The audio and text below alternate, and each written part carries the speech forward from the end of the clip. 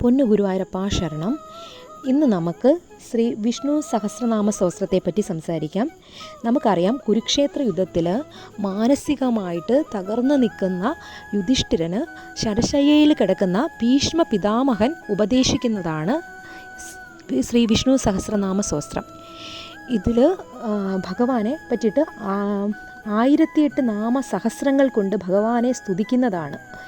ഇതിൽ പറയുന്നതെന്ന് വെച്ച് കഴിഞ്ഞാൽ, ആധ്യാത്മികമായും ആദിഭൗതികമായും ആദിദൈവികവുമായിട്ടുള്ള നമ്മുടെ ഈ 3 തരത്തിലുള്ള ദുഃഖങ്ങളെയും നമുക്ക് ഈ വിഷ്ണു സഹസ്രനാമം നിത്യം നമ്മൾ പാരായണം ചെയ്തു കഴിഞ്ഞാൽ അതിനെ നമുക്ക് അതിജീവിക്കാൻ കഴിയും എന്നാണ് പറയുന്നത്. ഇത് പറയുന്നത് ആരുടെ സാന്നിധ്യത്തിലാണ്? ഭഗവാന്റെ സാന്നിധ്യത്തിലാണ്. പരമ ദിവ്യോത്തമ പുരുഷനായ ഗുരുവായൂരപ്പൻ്റെ സാന്നിധ്യത്തിലാണ് ഇത് പറയുന്നതെന്ന് ആലോചിക്കണം. ഇത് പറയുന്നത് ആരാണ്? പറയുന്നത് ഭീഷ്മ പിതാമഹനാണ്. ഭീഷ്മ പിതാമഹൻ എന്ന് പറഞ്ഞു കഴിഞ്ഞാൽ ഭഗവാന്റെ വലിയ ഭക്തനാണ്.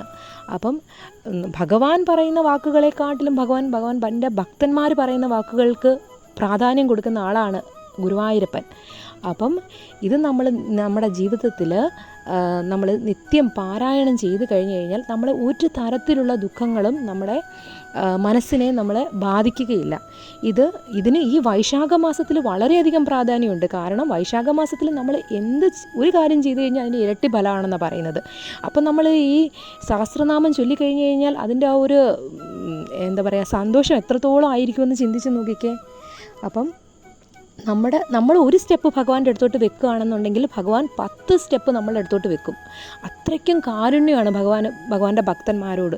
അപ്പം നമ്മൾ ഈ വിഷ്ണു സഹസ്രനാമം അത് എല്ലാ കടകളിലും കിട്ടും, അതിൻ്റെ ചെറിയ ബുക്കുകൾ. അത് വാങ്ങിച്ച് തെറ്റിക്കോട്ടെ, എന്നാലും കുഴപ്പമില്ല. നമ്മളത് നിത്യം പാരായണം ചെയ്യുക. നമ്മുടെ വീടുകളിൽ നമ്മൾ നിത്യം പാരായണം ചെയ്ത് കഴിഞ്ഞ് കഴിഞ്ഞാൽ നമുക്ക് ഏത് തരത്തിലുള്ള സങ്കടങ്ങളെയും ഭഗവാൻ അതിജീവിക്കാനുള്ള ഒരു ശക്തി നമുക്ക് തന്നിരിക്കും. ഗുരുവായൂരപ്പാ ശരണം.